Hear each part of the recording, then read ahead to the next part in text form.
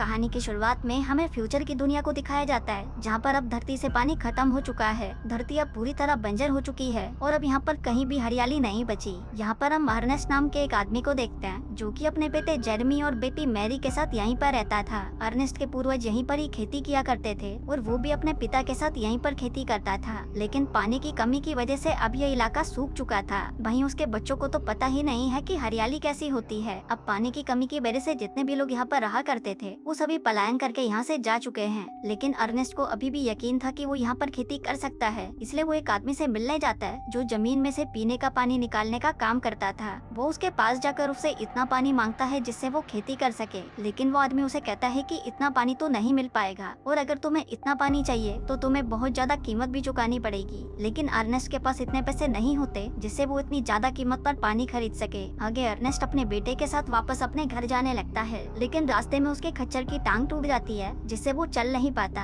इसलिए अब मजबूरी में अर्नेस्ट को उसे मारना पड़ता है। फिर जब वो घर पर आता है तो वो देखता है कि उसकी बेटी रेत से ही बर्तन मांज रही थी, क्योंकि पानी की कमी की वजह से इनको रेत से ही बर्तन साफ करने पड़ते थे। अब क्योंकि अर्नेस्ट का खच्चर मर चुका था इसलिए उसे एक नए खच्चर की जरूरत थी। इसलिए वो अगले दिन अपने बेटे के साथ एक ऐसी जगह पर जाता है जहाँ पर रोबोटिक खच्चर मिलते थे। वहाँ पर एक रोबोटिक खच्चर की बोली लग रही होती है जिसको अर्नेस्ट किसी भी कीमत पर खरीदना चाहता था, क्योंकि इस रोबोट खच्चर को खाने पिलाने की चिंता नहीं थी, इसलिए वो उसे ज्यादा बोली लगाकर खरीद लेता है। पर वहीं फ्लेम नाम के एक आदमी को इस बात से बहुत गुस्सा आता है, क्योंकि वो भी इस रोबोटिक खच्चर को खरीदना चाहता था। आगे अर्नेस्ट अपने बेटे और उस रोबोट को लेकर एक हॉस्पिटल पहुंचता है, जहां पर हम अर्नेस्ट की वाइफ को देखते हैं जो किसी फ्लेम से जुड़ी हुई थी। दरअसल कुछ सालों पहले अर्नेस्ट की वाइफ का एक्सीडेंट हो गया था, जिसके बाद उसे इस रोबोटिक फ्रेम से जोड़ दिया गया ताकि वो उसके सहारे चल फिर सके। लेकिन अर्नेस्ट के पास इतने पैसे नहीं थे कि वो इस फ्रेम को खरीद कर अपनी पत्नी को घर ले जा सके, इसलिए उसने अपनी पत्नी को इस हॉस्पिटल में रखा हुआ है। फिर पत्नी से मिलने के बाद जब अर्नेस्ट घर जा रहा था तभी रास्ते में उसे रॉबी नाम का एक लड़का मिलता है जो कि बहुत ज्यादा गरीब था। रॉबी के पास एक बच्चा भी था जिसको पालने के लिए उसके पास पैसे नहीं होते, इसलिए वो अर्नेस्ट को उसका बच्चा खरीदने के लिए कहता है। लेकिन अर्नेस्ट उसे समझाने लगता है कि तुम्हें हार नहीं माननी चाहिए, लेकिन अगर फिर भी तुम्हें किसी तरह की मदद की जरूरत होगी तो मैं तुम्हारी मदद जरूर करूंगा। पर तभी वो लड़का अर्नेस्ट को बताता है कि तुम्हारी बेटी का किसी के साथ अफेयर चल रहा है। अब ये सुनते ही अर्नेस्ट गुस्से में घर की तरफ जाने लगता है और फिर घर आकर जब वो अपनी बेटी से इस बारे में पूछता है तब उसकी बेटी कहती है कि मैं अपनी जिंदगी के फैसले खुद ले सकती हूँ, आपको मेरी लाइफ में दखल देने की कोई जरूरत नहीं। अब ये सुनते ही अर्नेस्ट को गुस्सा आ जाता है और वो अपनी बेटी को घर में लॉक कर देता है। फिर अगली सुबह जब अर्नेस्ट अपने रोबोट को देखने जाता है तभी उसे पता चलता है कि उसके रोबोटिक खच्चर को किसी ने चुरा लिया है। अब अर्नेस्ट सबसे पहले फ्लेम के ऊपर ही शक करता है, क्योंकि उसे भी वो खच्चर सबसे ज्यादा चाहिए था। आगे जब वो उसे ढूंढने जाता है तभी कुछ जमीन से पानी निकालने वाले लोग उस पर हमला कर देते हैं, जिससे वो बेहोश हो जाता है। फिर जब उसे होश आता है तो वो उन्हीं लोगों के बीच में होता है। वो लोग उस पर पानी चोरी करने का इल्जाम लगाते हैं, क्योंकि उन्होंने अर्नेस्ट को अपने रोबोटिक खच्चर के साथ पानी चुराते हुए देखा था।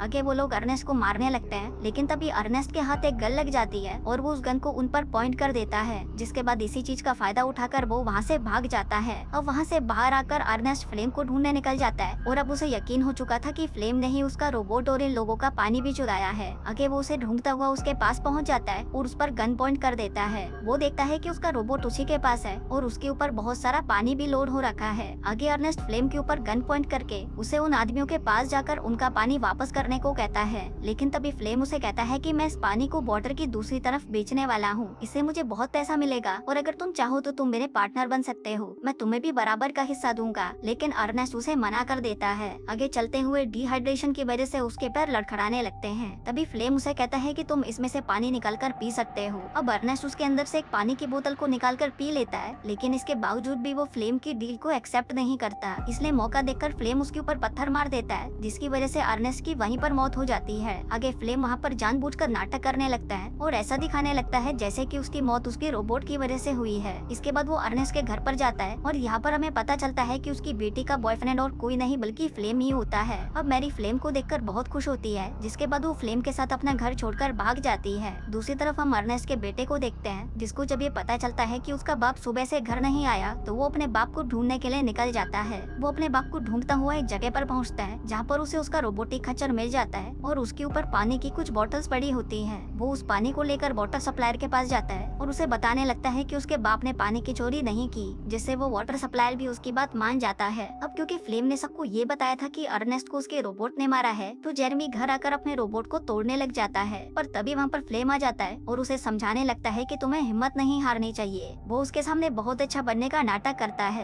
कहता है कि मैं तुम्हारी बहन से बहुत प्यार करता हूँ और उससे शादी करना चाहता हूँ। वहीं जेरेमी के पास दूसरा और कोई रास्ता नहीं होता तो वो उसकी बात मान लेता है, जिसके बाद फ्लेम उन्हीं के साथ रहना शुरू कर देता है और अर्नेस्ट की जमीन पर खेती करने का फैसला करता है। अब इसके लिए वो वाटर सप्लायर के पास जाकर उससे सिंचाई के लिए पानी मांगता है और उससे डील करता है कि अगर तुम मुझे खेती के लिए पानी दे देते हो तो इसके बदले में मैं तुम्हें बहुत सारा पैसा दे दूंगा, जिस पर वो सप्लायर भी मान जाता है। आगे फ्लेम को पानी मिल जाता है, जिससे वो अर्नेस्ट की जमीन पर खेती करना शुरू कर देता है और कुछ ही महीनों बाद उस जमीन पर काफी अच्छी फसल उग जाती है। अब ये सब देखकर जेरेमी को बहुत अच्छा लगता है, इसलिए वो फ्लेम को मैरी से शादी करने की परमिशन दे देता है। आगे फ्लेम और मैरी की शादी हो जाती है और ये तीनों साथ में काफी खुश रहने लगते हैं। लेकिन फिर एक दिन उनके पास बैंक के कुछ कर्मचारी आते हैं जो फ्लेम को बताते हैं कि अर्नेस्ट ने अपनी जमीन के ऊपर उनके बैंक से बहुत सारा लोन ले रखा है और अगर इस लोन को टाइम पर नहीं चुकाया गया तो बैंक उसकी जमीन पर कब्जा कर लेगी। अब ये सुनकर फ्लेम को बहुत दुख होता है, क्योंकि उसने इस फसल को उगाने में बहुत मेहनत की थी, इसलिए अब उसे कैसे भी करके बैंक को उसके पैसे चुकाने ही थे। इसके लिए फ्लेम सबसे पहले उस लड़के के पास जाता है जो कि अर्नेस्ट को उसका बच्चा बेच रहा था। वो उसके पास उसके बच्चे को खरीदने के लिए कस्टमर लेके जाता है। वहीं वो लड़का भी उसके बच्चे को उस कस्टमर को दे देता है। अब बच्चा बेचकर जो पैसे उस लड़के को मिले थे, फ्लेम उससे वो पैसे छीन लेता है, जिसके बाद वो उस लड़के को गोली मार देता है। इसी दौरान एक गोली उस रोबोटिक खच्चर को लग जाती है, जिससे उसके सॉफ्टवेयर में कुछ खराबी आ जाती है,